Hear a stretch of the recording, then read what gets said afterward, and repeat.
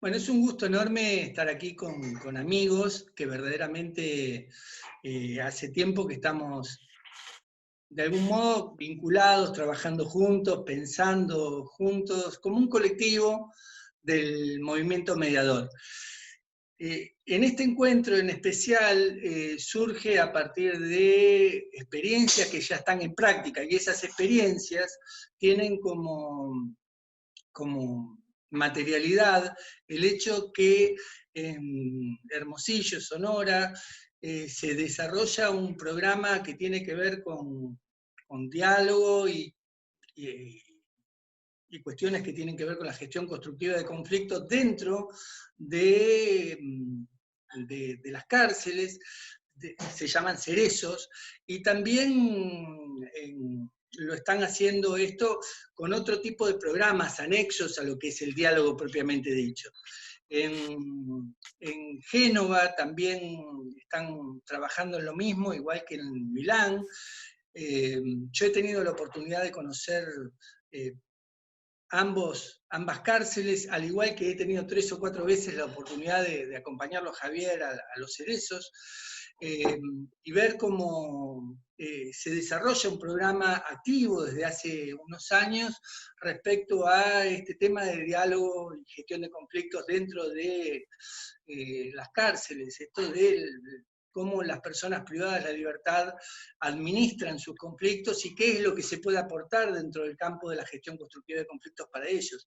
Y en la Procuración Penitenciaria, en un programa interinstitucional, se desarrolla también un programa en algunas cárceles de Argentina, comenzando por Marcos Paz y por Ezeiza, pero luego extendiéndolo a otros ámbitos, con un equipo muy fuerte, muy potente, y como conozco en verdad todos los dispositivos, también el argentino, y me siento parte de ese dispositivo en la Argentina, se nos ocurrió hacer este ámbito de amigos para poder conversar sobre lo que nosotros concebimos como que es una práctica en gestión de conflictos, una intencionalidad en gestión de conflictos. Esto no quiere decir que sea una buena práctica. Nosotros lo concebimos como una buena práctica, pero estamos pendientes de determinado tipo de ajustes, evaluaciones permanentes y ver qué otros valores y qué otros agregados tenemos que incorporar para darle más contenido a todos estos programas. Por eso estamos aquí con los actores que en cada uno de los lugares tienen la responsabilidad de llevar adelante estos programas. Javier en México, Alberto y Mariana en Argentina, Mara, Danilo y Juanpi en, en Italia, y bueno, y sería bueno que empecemos a contar las experiencias que seguramente van a servir a algunos alumnos, puntualmente de un doctorado en México, y también para que los equipos puedan trabajar con estos materiales y que podamos dar a conocer qué es lo que se hace en este ámbito dentro del mundo del gran mundo que pertenecemos nosotros, que es el mundo del movimiento mediano. Javier, si te parece, Gracias, contanos un poquito. gracias. Gracias, Alejandro. Un saludo a todos nuestros compañeros y desde luego también a la audiencia. Es un privilegio estar aquí y bueno, yo creo que es correcto. Este intercambio de experiencias es muy importante, muy relevante. Miren, nosotros empezamos en México a trabajar. eh, me convoca el doctor Pesqueira para trabajar en un centro que se llama Centro de Reinserción Social, por eso se llama Cerezo, un centro carcelario que es el más grande del estado de Sonora. Sonora es el segundo estado más grande del país y en ese tiempo había 15 cárceles con más o menos integradas por unos 13, 14, casi 14,000 internos. En el Cerezo, en el centro carcelario donde empezamos a trabajar, había en ese tiempo 6,000 internos, que era una locura. Un centro construido en 1974 para 1,000 internos, entonces ya se imaginarán el hacinamiento, el grado de hacinamiento que había. Y bueno, las condiciones de vida de los internos en ese tiempo eran terribles, amigos, eran de veras infames, infrahumanas. Eh, Carecían de todo, la comida era nefasta, a pesar de que ya ese centro había sido construido con el enfoque resociabilizador. Eh, no se le había dado ni el mantenimiento, ni el seguimiento, ni la inversión para lograr que el centro operara adecuadamente. Entonces, y bueno, desafortunadamente, eh, eso generó un ambiente ríspido, un ambiente difícil. Me acuerdo que el doctor me dijo, hay que crear un plan modelo de reinserción para poder interactuar con los muchachos, pero desde luego que en esas condiciones, porque había un muerto diario y había un herido con armas punzocortantes también diario. Entonces, era imposible. Había pasado recientemente un motín donde mataron al director, mataron a 8 custodios y a varios internos. Entonces, era un ambiente terrible, un ambiente de riesgo. Cuando yo recuerdo muy claramente cuando llegué la primera vez al salón, me llevaban 3 guardias. O yo iba con el Jesús en la boca y jamás había pisado una cárcel, ni siquiera había visitado a un amigo. Entonces, con mucho temor y mucha ansiedad, porque el ambiente sí se sentía así malo, el ambiente era insalubre, moscas y bueno, sucio todo. Había en el salón, me acuerdo, una pared pintada de negro y usaban ahí una tiza, un kiss, para pintar ahí como si fuera un pizarrón. Y bueno, todo esto eran unas condiciones, pues, como digo, terribles. Entonces, hablando con el doctor Pesquera, me dice, esto no va a poder funcionar si no llevamos a cabo un procedimiento para crear una pacificación. Entonces, de pronto la pacificación se convierte en la punta de lanza de la gestión que íbamos a realizar. No puede haber ninguna actividad, no podemos promover cursos de capacitación para el trabajo, algún curso especializado por delito, etcétera, si no tenemos un ambiente propicio. Entonces, necesitamos pacificar, necesitamos crear un ambiente diferente, y el doctor propone llevar a cabo la implementación del primer diplomado de formación de mediadores pares en el centro penitenciario. ¿Por qué mediadores pares? Porque en muchos países y en otras partes de este país, de México, se pensó en la idea de crear mediación en las cárceles, mediación penitenciaria, como se le llama, pero con la presencia de un mediador o un facilitador para llevar a cabo una negociación asistida como la mediación, pero como una autoridad externa. Entonces, nosotros nos dimos cuenta que esto difícilmente funcionaría. Los internos tienen un lenguaje, tienen una serie de... una de las condiciones de vida de los internos es la secrecía. Es decir, voy a poner un ejemplo. Vamos a pensar que hay en algún salón teniendo 40 alumnos. De pronto alguno de los alumnos se subió a un banco y agarró un foco y se lo robó. Cuando llegó el maestro, ¿ustedes creen que alguien de los 40 alumnos dijo quién se lo robó? Nadie supo. La secrecía el mundo es un mundo de no puedes hablar, no puedes comentar, no puedes decir. Y por supuesto que nunca le dirían los internos a una persona externa a su mundo su realidad. Entonces, la primera premisa fue contemplar al Cerezo como una comunidad. Y si hablamos de un mecanismo de atención a conflictos comunitarios, pues una estrategia fundamental era la mediación entre pares, porque esa es la esencia de la mediación comunitaria, entre pares, no que venga un extraño a hacer mediación. Entonces, fue sensacional porque echamos a andar el mismo diplomado que tenía la Universidad de Sonora y el Instituto de Mediación de México, exactamente el mismo que se llevaba afuera, se llevó adentro. Entonces fue una primera experiencia genial, porque los muchachos empezaron, bueno, el proceso tiene 4 etapas, una de selección, una de formación, una de supervisión y una de difusión. Entonces, la primera etapa fue, antes de la selección, hicimos un diagnóstico de la incidencia de conflictos. Entonces, era muy interesante saber qué conflictos había en el Cerezo, cuáles eran la incidencia de esos conflictos y pues qué tendríamos que atender. Además, era muy importante tener la casuística de la conflictiva. Nos dimos cuenta, gracias Juan Pablo, ahí voy, nos dimos cuenta que había conflictos que no eran ordinarios, no nada más, era el conflicto relacional en donde hay una diferencia de paradigmas o de criterios. Había, por un lado, conflictos menores que se llamaban situacionales, que eran nos chocamos en la cola de la comida. Y entonces esos conflictos no deberían de ser mediados, porque no había antecedentes en la relación. Lo que había que hacer es pacificarlos. Entonces, aparece una nueva función diferente a la mediación, que era la pacificación. Entonces, tuvimos que enriquecer el diplomado y no nada más fue de formar mediadores, sino también de formar pacificadores, que tienen una metodología específica de intervención para la resolución de conflictos situacionales. Luego identificamos muy bien los conflictos que se llamaban conflictos relacionales, donde sí hay diferencias de paradigmas y donde la mediación tenía un papel muy, muy relevante. Después nos dimos cuenta que aparecían otros conflictos que eran conflictos de daño, ya había daño o había delito, porque le robaban algo a un compañero, le robaban unos lentes, o le robaban la ropa, le robaban, había ya o un daño de agresión o de insultos o de violencia o de daño con la familia, etcétera. Entonces, esos conflictos tenían que atenderse no a través del método de mediación ordinario, sino a través de un proceso, una intervención restaurativa.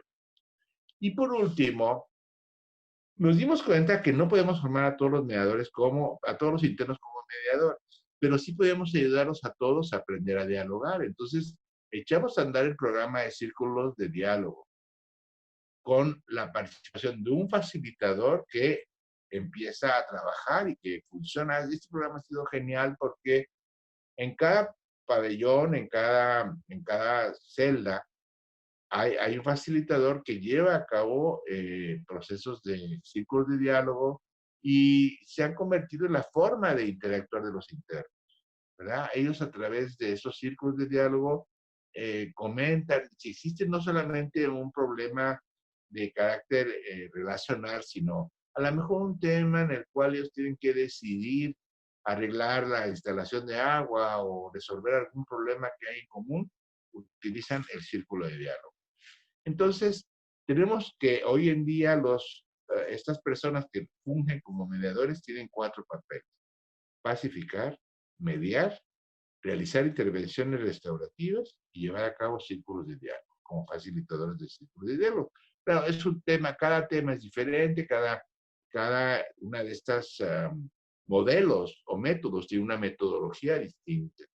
Pero el diplomado actual que echamos a andar tiene que integrar estas 4, eh, digamos, funciones, ¿verdad? En el diplomado damos estrategias de pacificación, formamos como mediadores, les damos la, la, la formación también en intervenciones restaurativas y el tema de círculos de diálogos que ha tenido un éxito enorme. ¿Saben dónde es algo que es extraordinario? En el tratamiento de adicción? Hemos tenido un éxito y también otra cuestión que es la relación de los internos con los custodios a través de círculos de diálogo. O sea, ha sido algo extraordinario. Bueno, yo creo que ya estoy en tiempo, Juan Pablo, no quiero abusar, traté de ser breve, así nada más enunciativamente. Cada una de esas cuestiones tiene una complejidad, pero bueno, la idea es que todos podamos platicar y participar. Yo estoy encantado de estar aquí, me quedo a sus órdenes en sus preguntas o en la siguiente intervención. Aquí estoy, amigos. Yo no sé si ya cubrí mi tiempo, Juan Pablo. Gracias, sí, gracias, Javi. Nos han regalado un poco de tiempo, así que yo seguiría con la misma estructura de presentación en 7-8 minutos y después pasaría a la segunda parte más de diálogo y de profundizar algunos elementos, si les parece. Sí, Buenos Aires, entonces. Ok. Bueno, soy Mariana. Ahora voy a hablar muy poquito para poder compartir con Alberto, que es mi compañero, nuestro trabajo y nuestra experiencia desde la Procuración Penitenciaria de la Nación, que bueno, es un organismo de protección y promoción de derechos humanos de las personas que se encuentran privadas de libertad en el ámbito federal. Nuestro trabajo esencialmente surge como consecuencia de observar situaciones de conflicto, de convivencia entre las personas detenidas. La identidad institucional de la Procuración Penitenciaria, que le voy a dejar más ese tema para que hable Alberto, esencialmente está pensado en qué significa el monitoreo y cómo el monitoreo en cuanto a lograr el objetivo de protección y prevención de la tortura, ¿no? en las personas que se encuentran privadas de libertad y un real acceso a justicia y ejercicio de derechos. Más allá de la función clásica, digamos, de cómo trabaja un organismo de control, nosotros, desde nuestro rol de mediadores y facilitadores del diálogo, empezamos a desarrollar un poco inspirados, o sea, cuando apenas empezamos a trabajar, buscamos experiencias y lo primero que encontramos es lo que ya venía haciendo Javier en México, así que podemos decir que nos inspiramos en lo que venían trabajando allá en México, ¿no? Y bueno, propusimos desarrollar una primera experiencia que implicaba generar condiciones de expresión y de intercambio y de diálogo entre las personas detenidas. ¿Cuál era nuestro objetivo o nuestra hipótesis? Que a partir de generar espacios de libertad de expresión y de posibilidad de acceso al derecho humano a la palabra de las personas detenidas, ellos lógicamente van a empoderarse en sus capacidades como seres humanos, en sus diferentes capacidades, por lo tanto también van a poder autogestionar la protección de los derechos humanos. En eso después conocimos a Juan Carlos Besula, que nos habló de la emancipación, y enseguida dijimos, bueno, sí, es por ese lado donde nosotros entendemos que las personas privadas de libertad pueden ejercer por sí mismos los derechos de los que son titulares, y por otro lado, a través de los círculos de diálogo, utilizando la palabra como herramienta, bueno, generar las condiciones para que el acceso a justicia sea real y por un método como distinto al que sería la denuncia o la solución adversarial de los conflictos. Albert.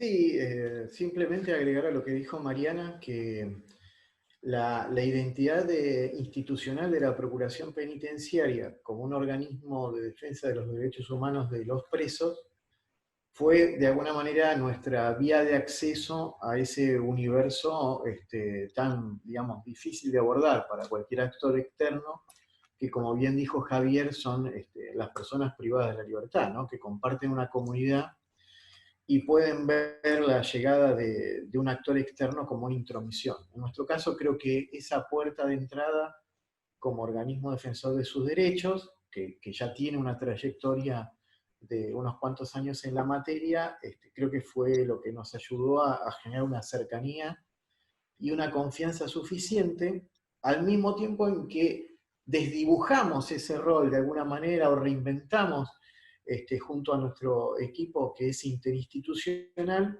este espacio al cual se refirió Mariana y que nosotros llamamos Probemos Hablar, que es una propuesta abierta que incluye básicamente probar hablando en círculos de diálogo, pero fue, digamos, tomando otros derroteros en función de las propuestas de los propios presos y de los integrantes de nuestro equipo que provienen de experiencias, instituciones, historias y formaciones diferentes. Entonces nosotros hemos incursionado en distintas cosas que nos han llevado a generar lugares donde se trabaja desde una perspectiva claramente restaurativa, lugares donde de verdad entramos por ahí en espacios hasta de negociación, etc. Así que bueno, eso es un poquito lo que yo quería agregar a lo que dijo Mari y bueno, después seguimos charlando. Gracias. Gracias, Mariana y Alberto. Y bueno, ahora venimos a Italia, a Milán y a Génova con Mara, Danilo, y bueno, yo diré algo también. Empiezo yo. Bueno, mi nombre es Danilo De Luise. Trabajo por una obra de los jesuitas que se llama San Marcelino, que se ocupa de diferentes cosas. Bueno, primero creo que tengo que declarar que mi mirada en este momento es afectada a la situación que estamos viviendo. Pero creo que esto es interesante. Puede ser que en la segunda parte podemos hablar un poco más de esto, pero en este momento, por ejemplo, una parte de los trabajos que vamos haciendo es, la mayoría de los trabajos que estamos haciendo en San Marcelino son servicios para las personas sin hogar. Es interesante porque en este momento, claro que es muy difícil acoger a la gente por la calle. Y hay veces que me parece que en este momento San Marcelino está trabajando más para los trabajadores sociales y los operadores de San Marcelino. Es más enfocada en esto, no que trabaja por. Es más enfocada en esto que en las necesidades de la gente, ¿no?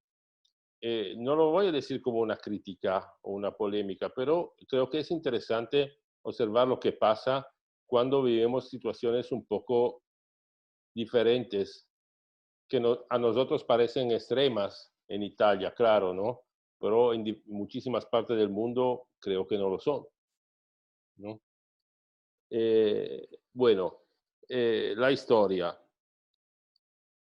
Creo que toda la historia de nuestro trabajo en las cárceles en Italia, o del intento de trabajar en las cárceles en Italia con la mediación, bueno, primero tenemos que agradecer el trabajo de Javier en México, porque fue para nosotros un descubrimiento en ese sentido verdadero, ¿no? De una experiencia increíble para nosotros, extraordinaria. La escuchamos la primera vez en el 2008 en Bolivia, cuando Javier presentó en un congreso mundial como experiencia de buena práctica a nivel mundial, la experiencia del Cerezo, que creo que tenía como 2 años, 4 años, ¿no? Eran pocos años que estaban trabajando, y nos parecía increíble, increíble y interesante. Así que en el 2011 invitamos a Javier en Génova. La idea era compartimos con todo el mundo que está trabajando en las cárceles la experiencia de Hermosillo. Y claro y lamentablemente estaba solo una persona que trabajaba en la cárcel en esta ponencia entre los oyentes. Todos los otros eran trabajadores sociales. Al final, bueno, en el 2012 nos candidamos para celebrar el Congreso Mundial en Génova. Así que en la primera visita pedimos de visitar la experiencia del Cerezo. Ya nosotros estuvimos en Hermosillo por congresos anteriores. Y fue increíble porque, o sea, lo que Javier había contado en el 2008 era mucho menos de lo que era la realidad, ¿no? Sí, es verdad, Javier. Y al final, ¿no? Creo que más o menos mediamente 2, 3 veces cada año nos vamos a hacer eso. En los primeros días de marzo habríamos, bueno, mi castellano no es bueno, pero visitar nuevamente los compañeros, y no hemos podido, claro, por el tema del COVID. Y ¿por qué digo esto? Porque yo creo que para Mara y mí los compañeros mediadores internos del Cerezo son como, o sea, tenemos con ellos como un vínculo emocional, afectivo muy fuerte. Cada vez que vamos en el Cerezo es un poco como volver a casa, ¿no? Hemos tenido la suerte la semana pasada, más o menos, de tener una conexión con los compañeros. Fue muy emotiva como conexión, ¿no? Es importante, yo creo, esto. O sea, no es solo un compartir un estado emotivo mío, pero es como el testimonio de lo que podemos hacer si nuestra mirada cambia. Porque yo creo que el tema es esto, tenemos que cambiar nuestra mirada sobre este tema. Y la mediación también aquí nos ayuda, nos puede ayudar a cambiar la mirada. Así que en el 2014, en el Congreso Mundial, propusimos un taller de mediación comunitaria entre pares en las cárceles y lo celebramos en Milán porque Génova no tenía interés en este. Y fue una ocasión muy importante, muy linda, claro, pero también muy importante porque una semana después del cierre del Congreso me llamó el responsable de una grande asociación italiana que trabaja, y antigua, que trabaja en el cárcel de Milán, bueno, en todos los cárceles de Milán, y me dijo, mira, estamos interesados al trabajo de estos brasileros, porque claro, no había entendido bien. Bueno, digo, son mexicanos, pero queremos hacerlo también en Milán. Y la idea fue, mira, no creo que podemos hacer lo mismo en Milán. Tenemos que ver qué podemos hacer en Italia y cómo podemos aprovechar en Italia de la experiencia del Cerezo 1. Y como Fundación San Marcelino y como Asociación San Marcelino, que son las partes administrativas que manejan las tareas de la obra de los jesuitas, podemos ayudar a empujar este proyecto que tenemos que construir. Así que pedimos a Juan Pablo si estaba interesado a trabajar con nosotros en esta idea. Claro, yo hablo siempre nosotros y para nosotros entiendo Mara y yo. Mara trabaja en la Universidad de Génova y todos los proyectos de mediaciones los hemos desarrollado como Universidad de Génova y San Marcelino, siempre juntos. Y empezamos esta experiencia. Y durante la proyectación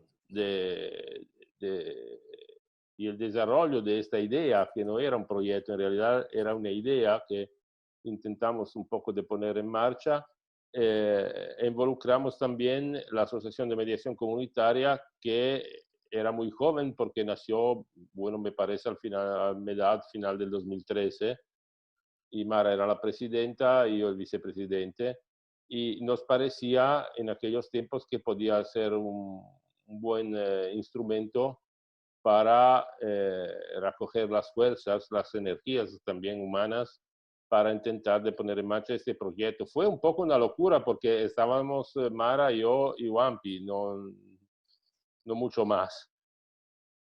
Pero bueno, esto es un poco la historia muy sintética. Claro que necesitaríamos un montón de tiempo para explicar un poco todo lo que pasó y todo.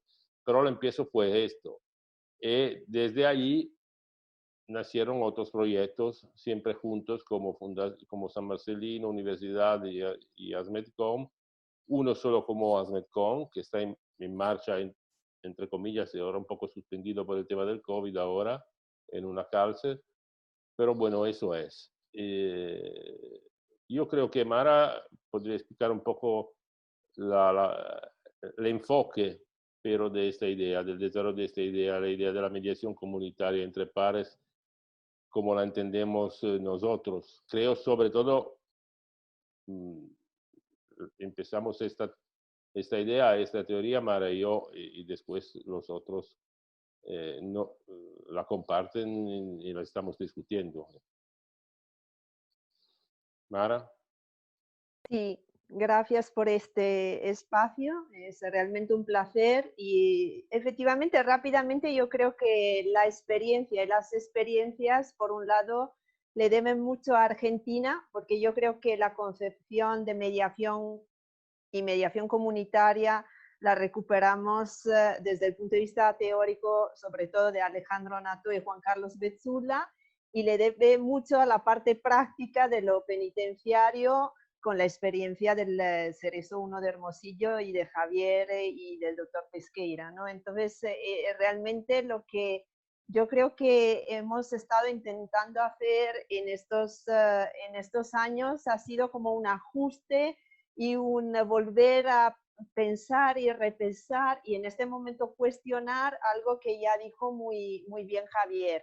O sea, creo que en este momento nuestros proyectos podrían considerarse no de mediación, podrían considerarse no comunitarios. Yo creo que, por ejemplo, dentro de la Asociación de Mediación Comunitaria hay un debate interesante sobre el tema de si realmente podemos considerar a la cárcel como comunidad y creo que lo que dijo Javier es donde yo me encuentro más a mi gusto, o sea, contemplar al Cerezo, dijo, como una comunidad entre pares, ¿no? Entonces, digamos que nuestra idea no es que un grupo de internos sea una comunidad a la fuerza en el sentido de comunidad forzosa, pero sí el reto de considerarle al instituto en su conjunto como una comunidad, de alguna manera, ¿no? Y entonces yo creo que efectivamente estamos interviniendo sobre todo con sensibilizaciones, las que llamamos píldoras de mediación comunitaria a través de un dispositivo que brevemente creo que va a explicar mucho mejor Juan Pablo, que ha pasado más horas dentro de las cárceles de Milán y de Génova, pero yo creo que tiene mucho de eso de mediación en el sentido de trabajar conflictos relacionales. Hay que considerar que en nuestro caso también el tema intercultural e interlingüístico es extremadamente importante.